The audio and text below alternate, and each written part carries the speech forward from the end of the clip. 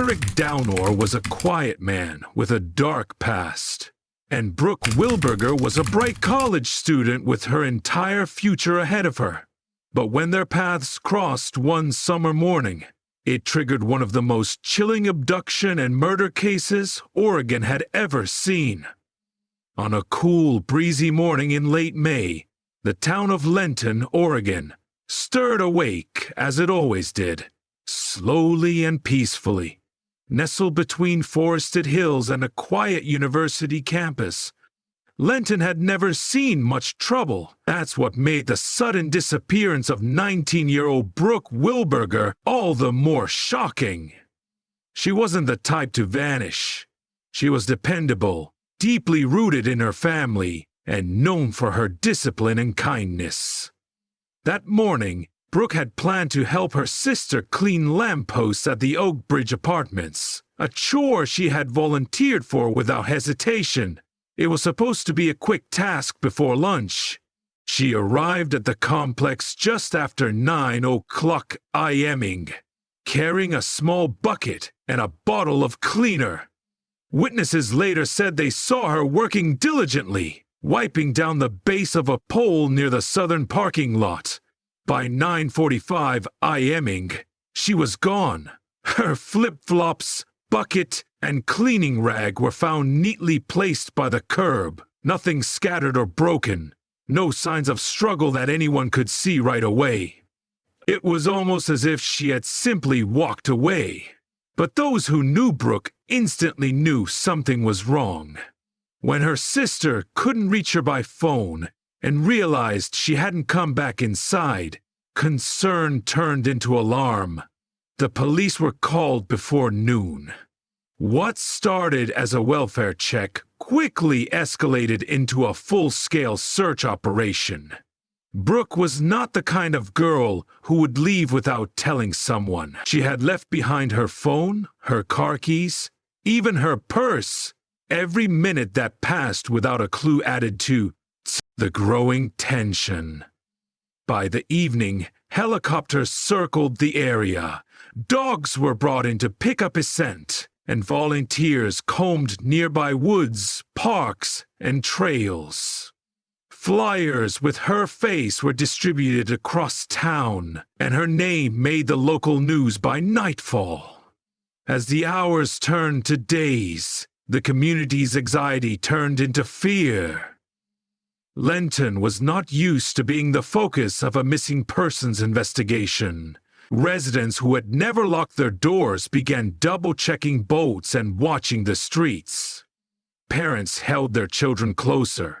The local university issued safety alerts, and students began walking in groups. The case struck a nerve because it didn't make sense.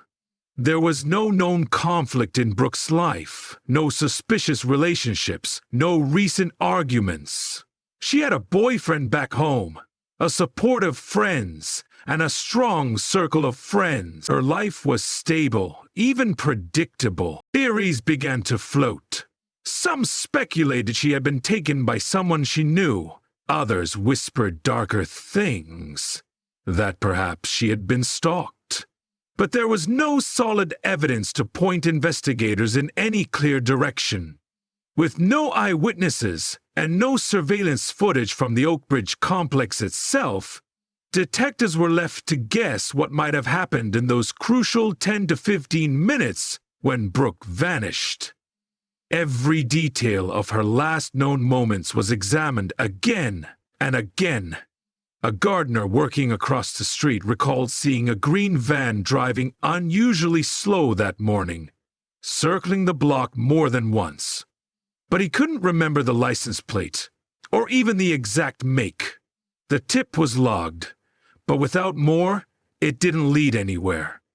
Meanwhile, Brooke's family remained strong and hopeful, organizing prayer vigils and speaking publicly to keep her name in the media. Their determination kept the search alive. As days turned into weeks with no new leads, the initial flood of energy around the investigation began to fade. Volunteers returned to work. Reporters moved on. and a haunting silence settled over Oakbridge Apartments, where a patch of sidewalk still bore faint cleaner stains from the day Brooke disappeared. Behind closed doors, detectives knew what the public didn't want to hear. When someone disappears without a trace, and no ransom or communication is made, the odds grow darker with time. Still, no one wanted to say it aloud. Brooke Wilberger might never come home. With Brooke Wilberger's disappearance still unsolved, the Lenton Police Department found itself under increasing pressure. The media had started circling, and the community, once filled with hope, now simmered with anxiety and suspicion. Every passing day without answers chipped away at the town's sense of safety. For Detective Nauja Corson, who had just returned from a temporary leave, the case felt personal. She had grown up in Lenton and knew what it was like to feel protected by a place. Now, that illusion had been shattered for everyone. As she reviewed Brooke's file late into the night, something kept tugging at her. It wasn't just the suddenness of the disappearance. It was the silence that followed it. Her clean, quiet vanishing, like someone who had done this before. Corson started cross-referencing old case files from the last 10 years across surrounding counties. She looked specifically for women who had vanished under low-risk circumstances, daylight, populated areas, and no signs of violence. After a week of digging, she found 3 cases that stood out. The first was Lessa Train, a 22-year-old nursing student from Calden who went missing in 2018 after stepping outside her apartment to get groceries. The second was Morgan Felter, who disappeared from a laundromat parking lot in 2020. And the third was Noreen Vale, last seen in 2021 near a community college campus while heading to her car. All of them shared eerie similarities with Brooke's case. Young, independent women taken in broad daylight, with no significant clues left behind. Though the towns were different, each case had occurred within a 100-mile radius of Lenton. More unsettling was the fact that none of the women had ever been found. In each case, the trail had gone cold after a brief initial search. Corson mapped out the locations on her office wall, drawing red pins and strings to connect the dots. A triangle formed across the landscape. Brooke was at the center. The pattern was undeniable, but there wasn't yet enough to call it a serial abduction. Still, Corson quietly informed her team to begin looking into any registered sex offenders, drifters, or unsolved complaints involving suspicious vehicles, particularly vans, in the same time frame. That's when a new lead came in. An officer from the neighboring town of Warren had stumbled across a gas station security tape from the morning of Brooke's disappearance. Though the footage wasn't crystal clear, it showed a green utility van parked at the edge of the lot, near the dumpsters. A man got out briefly, walked behind the building, and then returned minutes later. The timestamp was 10:12 a.m., less than half an hour after Brooke was last seen. The van's license plate was obscured by dirt or intentional tampering. Still, the footage offered the best lead since the day Brooke vanished. Corson reviewed every recorded sighting of green vans registered in that county. Most were accounted for: company vehicles, delivery services, or clearly traceable drivers. But one didn't match any business or recent registration. A dark green 1999 Chevy Astro with no current address listed and no insurance record in the last year. The name on the title was Everick Dalnor, a man with no prior criminal charges and minimal online presence. A deeper dive revealed he had once worked at a meat processing plant before quitting abruptly 2 years earlier. Since then, he'd moved frequently and hadn't held any permanent employment. His last known residence was listed as a mobile trailer 15 miles from Grenton State Forest. Corson brought the information to her superior, and the team quickly secured a warrant to inspect the vehicle, if they could find it. But as they began canvassing known addresses and rural routes, the trail grew thin again. Dalnor had seemingly disappeared from the grid. Despite the frustration, Corson's gut told her they were close. Something about the van, the location, and the timing felt too precise to be coincidence. She also noted that Brooke's case had been the first one with even a partial witness description. Maybe that was the mistake the suspect hadn't planned for. As the investigation pivoted toward finding Dalnor, a sense of quiet urgency spread through the department. Behind the scenes, officers worked in shifts, tracing phone records, scanning traffic cams, and interviewing anyone who had come in contact with him over the past year. The fear now wasn't just that Brooke was gone.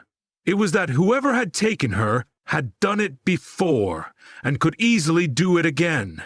And if they didn't move quickly, another young woman could vanish before they ever found out the full truth. The hunt for Everick Dalnor intensified as Detective Nalanya Corson and her team expanded their search beyond Lenton.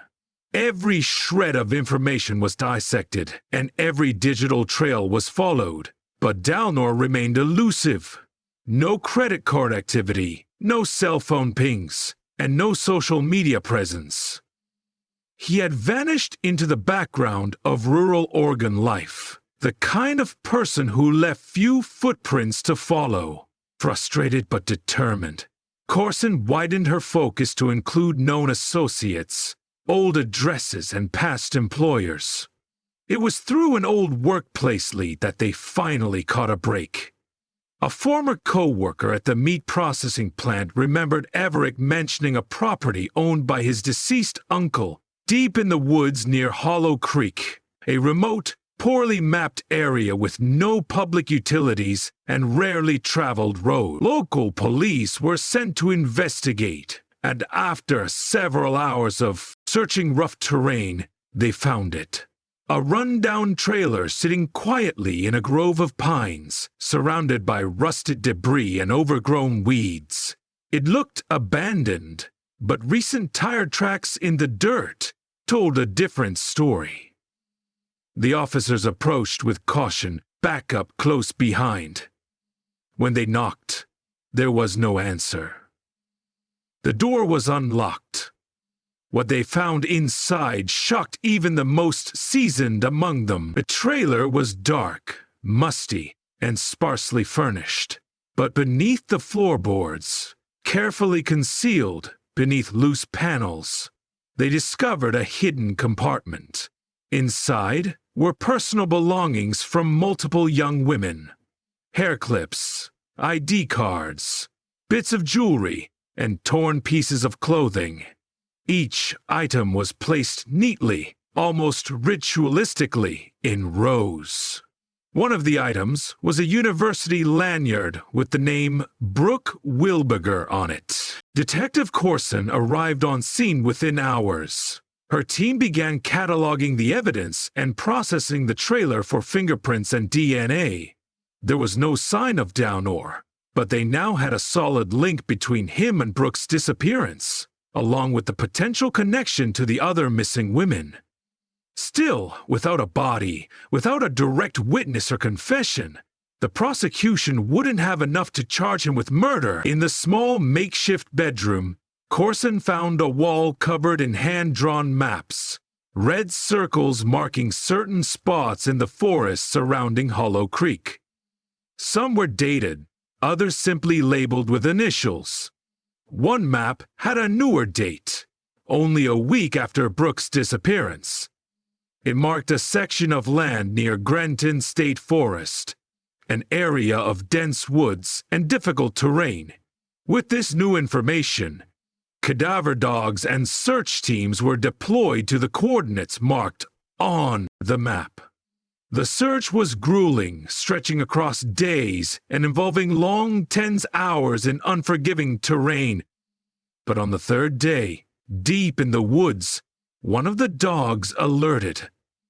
Beneath a shallow pile of leaves and loose soil, they found a body, wrapped in a faded blue tarp, weighed down by rocks. It was Brooke. The forensic team confirmed her identity within hours. The condition of her body and the presence of defensive wounds revealed she had died within 24 hours of her abduction. For the first time in weeks, there was a definitive answer, though it brought no comfort. The case had shifted from a desperate search to a homicide investigation. The discovery of Brooke's body provided enough probable cause to issue a warrant for Dalnor's arrest on murder charges. But now the challenge was finding him. Law enforcement believed he had gone underground, possibly hiding in the very forests he once used to dispose of evidence. Roadblocks were set up, and his face was broadcast across the state. His name and image were shared through press conferences and televised alerts. As the community reeled from the confirmation of Brooke's murder, detectives continued searching the trailer and nearby grounds. They found tools, gloves, and shovels, all bearing traces of soil, blood, and hair fire. It became clear that this wasn't just the scene of a single crime. It was a burial hub, a private domain where Dalnor had operated under the radar for years. Each new discovery raised more questions than answers. Who were the other victims? How long had this gone on? And most disturbingly, had Dalnor planned to strike again? The manhunt for Everick Dalnor became one of the largest in Oregon's history, with Brooke Wilberger's body recovered and undeniable evidence linking him to multiple disappearances. Law enforcement agencies pooled their resources to find him, but Dalnor had vanished without a trace. It was as if he had known they were coming. The trailer was abandoned, with no recent food or water, no receipts, no communications.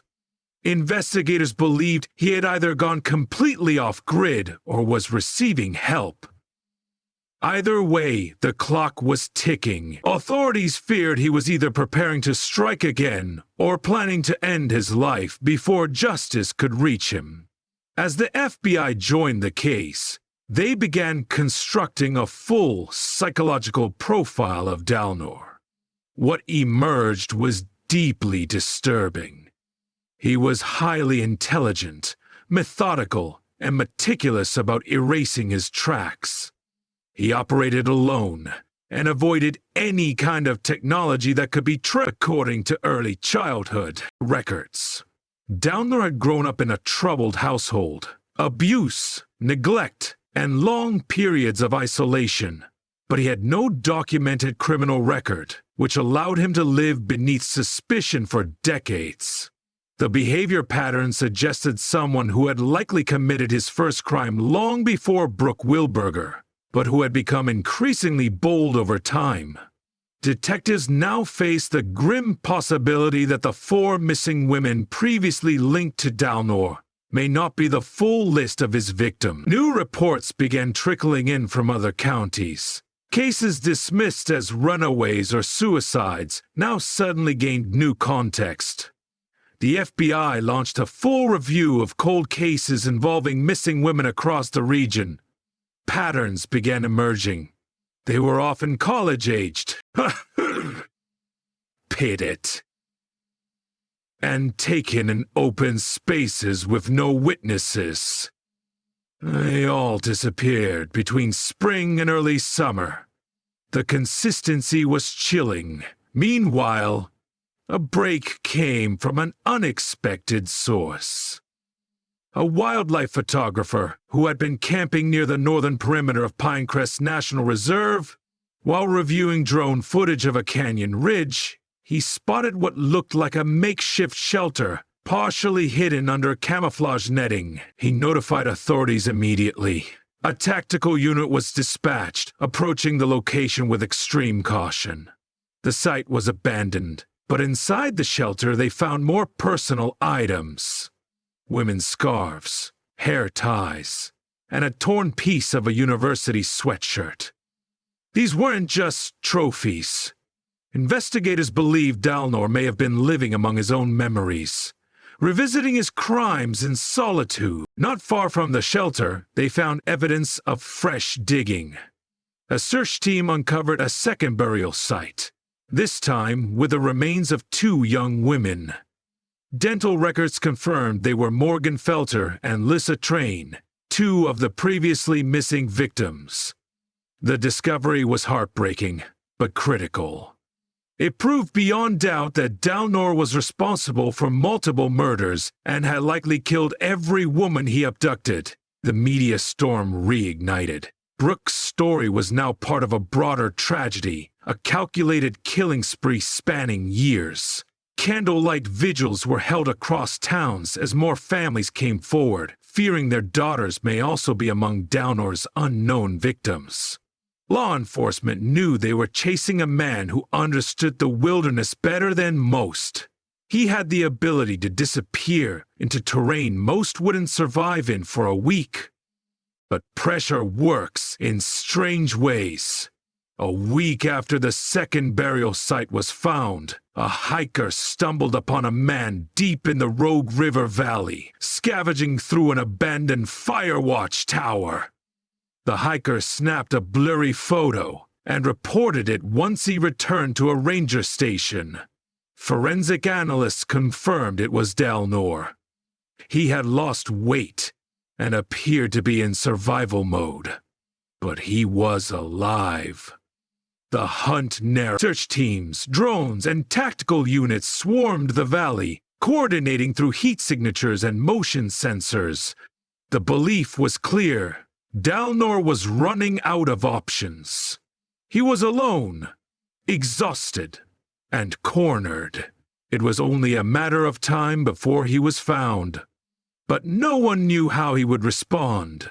Would he surrender? Fight back? Or vanish one last time into the shadows he knew so well? The final phase had begun. The killer was still at large, but his world was closing in fast. The final phase of the manhunt unfolded with an eerie stillness. The Rogue River Valley, once a serene stretch of wilderness, became a war zone of patience and precision. Dozens of officers combed every ridge, creek, and hollow, tracking signs of movement so subtle that even disturbed leaves were studied. The man they hunted had lived like a ghost, but time, hunger, and weather were no longer his allies. Everick Dalnor's carefully constructed invisibility was breaking apart. A week into the search, a trail camera set by forest rangers captured movement in the early morning hours. A blurred figure hunched under a poncho, walking with a limp. Authorities responded quickly, narrowing down the grid and increasing patrols along ridgelines and known animal paths. Bloodhounds followed the faint scent of sweat and decay through dense forest. Helicopters circled overhead. It was clear Dalnor was no longer hiding. He was retreating. Then, just before dawn on the 11th day, a tactical team spotted smoke curling faintly from the treetops. Hidden in a small ravine was a crude shelter made of branches, leaves, and strips of tarp.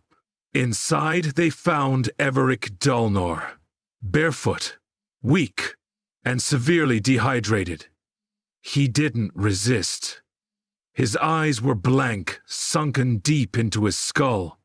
When taken into custody, he said nothing, offering no explanation, no apology. The nightmare, in that moment, reached its end.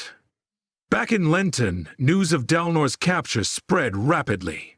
Brooke Wilberger's family, who had endured endless nights of anguish, could finally take a breath.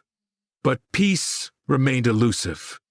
The loss The horror, the unanswered questions, they couldn't be erased by a pair of handcuffs. Investigators knew Dalnor's arrest marked not the end, but the beginning of a far deeper journey into uncovering the full scope of his crime. During interrogation, Dalnor remained silent. He refused to cooperate, speak, or even acknowledge his victims. Forensic teams were left to reconstruct the truth through evidence alone. More belongings were uncovered during searches of forested areas he had marked on maps. Some personal, some symbolic. One burial site contained 3 unidentified sets of human remains, each in various stages of decay. DNA testing began, and law enforcement opened a dedicated task force to match those remains to missing persons across several states. The trial preparation was extensive, with evidence from the trailer, the shelters, and burial sites. Prosecutors had more than enough to secure a conviction. Still, they sought to build the fullest picture possible of Dalnor's twisted pattern. They consulted psychologists, wilderness experts, and survivalists